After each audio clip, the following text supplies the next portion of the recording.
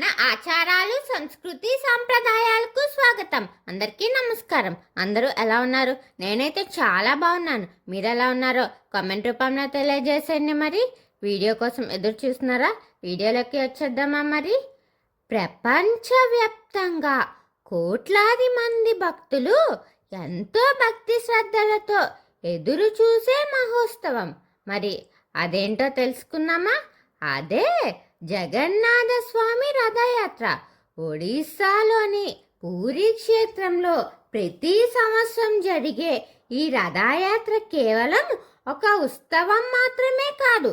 ఇది భగవంతుడు తన భక్తుల వద్దకు స్వయంగా వచ్చే దివ్యయాత్రగా భావించబడుతుంది. ఈ రథయాత్ర ఎందుకంత ప్రత్యేకమో తెలుసా? దీని వెనుక ఉన్న ఆధ్యాత్మిక రహస్యం ఏంటి తెలుసుకుందామా? మరి ముందుగా జగన్నాథుడు అనే పేరుకు అర్థం తెలుసుకుందాం. జగత్ అంటే ప్రపంచం, నాథుడు అంటే అధిపతి, అంటే సకల జగత్తుకు ప్రభువైన శ్రీ మహావిష్ణువు పూరి క్షేత్రంలో ఆయన శ్రీకృష్ణుని స్వరూపంగా జగన్నాథుడిగా కొలువై ఉన్నాడు. జగన్నాథ స్వామి వారితో పాటు బలభద్రుడు సుభద్రాదేవి కూడా ఈ రథయాత్రలో పాల్గొంటారు. జగన్నాథుడు శ్రీకృష్ణుని స్వరూపం, బలభద్రుడు ఆదిశేషుని అవతారం, సుభద్రాదేవి యోగమయ స్వరూపిణిగా పూజించబడుతున్నారు. సాధారణంగా దేవాలయానికి భక్తులు వెళ్తారు, కానీ ఈ ఒక్క ఉత్సవంలో మాత్రం భగవంతుడే తన భక్తుల వద్దకు వస్తారు. అదే జగన్నాథ రథయాత్ర గొప్పతనం. పురాణాల ప్రకారం జగన్నాథ స్వామి వారు సంవత్సరానికి ఒక్కసారి తన ఆలయం నుండి బయటకు వచ్చి ప్రతి ఒక్కరికి దర్శనమివ్వాలని సంకల్పిస్తారు. ఆలయంలోకి ప్రవేశించలేని వారు కూడా స్వామివారి కృప పొందాలని ఈ రథయాత్ర ఏర్పాటు చేయబడింది. ఈ యాత్రలో స్వామివారు బలభద్రుడు సుభద్రాదేవిలు పూరి శ్రీమందిరం నుంచి గుడించ ఆలయాన్ని జగన్నాథుని మేనత్త ఇంటిగా కూడా స్థానిక సాంప్రదాయం పేర్కొంటుంది. అక్కడ కొద్ది రోజులు ఉండి తిరిగి మళ్ళీ శ్రీమందిరానికి చేరుకుంటారు. ఈ రథయాత్రలో 3 అద్భుతమైన రథాలు ఉంటాయి. జగన్నాథ స్వామి వారు రథాన్ని నందిఘోష అంటారు. ఇది 3 రథాల్లో అతి పెద్దది. బలభద్రుని రథాన్ని తాళధ్వజ అంటారట. సుభద్రాదేవి రథాన్ని దర్శదలన లేదా దేవదలన అని అంటారట. ప్రతి సంవత్సరం ఈ 3 రథాలను కొత్త కల్పతో నిర్మించడం ఒక గొప్ప సాంప్రదాయం. వేలాది మంది శిల్పులు నెలలు తరబడి శ్రమించి ఈ రథాలను తయారు చేస్తారట. రథయాత్ర రోజున లక్షలాది మంది భక్తులు ఈ రథాలను తాళ్లతో లాగుతారు. ఈ రథాన్ని లాగడం అనేది కేవలం శారీరక సేవ కాదు, అదే భక్తితో చేసే మహాయజ్ఞంగా భావించబడుతుంది. ఈ సేవ చేసిన వారికి శ్రీహరి అనుగ్రహం కూడా లభిస్తుందని భక్తుల విశ్వాసం. జగన్నాథ స్వామి వారి విగ్రహం కూడా ఎంతో విశిష్టమైనది.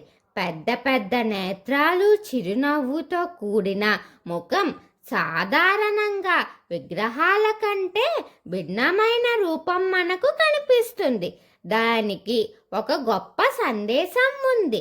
భగవంతుడు అందరినీ సమానంగా చూస్తాడు, ఎవరికీ దూరం కాదు. ప్రతి భక్తిని ప్రేమతో కాపాడతాడని ఈ రూపం తెలియజేస్తుంది. రథయాత్రలో మరో విశేషం ఏమిటంటే పూరి గజపతి మహారాజు స్వయంగా బంగారు చీపురతో రథాలను శుభ్రం చేసే చరాపర అనే సేవ చేస్తారు. రాజు కూడా భగవంతుని ముందు సేవకుడనే గొప్ప సందేశాన్ని ఈ ఆచారం ప్రపంచానికి తెలియజేస్తుంది. ఈ రథయాత్ర మనకు ఒక గొప్ప జీవిత పాఠాన్ని కూడా నేర్పుతుంది. మనిషి ఎంతో గొప్పవాడైనా వినయం కలిగి ఉండాలి. భగవంతుని ముందు అందరూ సమానమే. కుల మత భేదం హోదా అనే భేదాలు దైవానికి లేవు. భక్తితో ఒక్క అడుగు వేస్తే భగవంతుడు 100 అడుగులు ముందుకు వచ్చి మనల్ని ఆశీర్వదిస్తాడు అనే సందేశమే జగన్నాథ రథయాత్ర.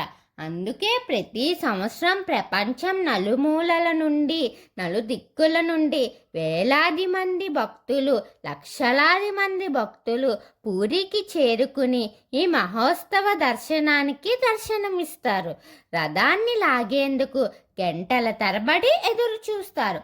ఈ ఒక్క క్షణాన్ని తమ జీవితంలో గొప్ప అదృష్టంగా భావిస్తారు. జగన్నాథ స్వామి వారిని ఒక్కసారి భక్తితో స్మరిస్తే ఆయన కృప లభిస్తుందని భక్తుల నమ్మకం.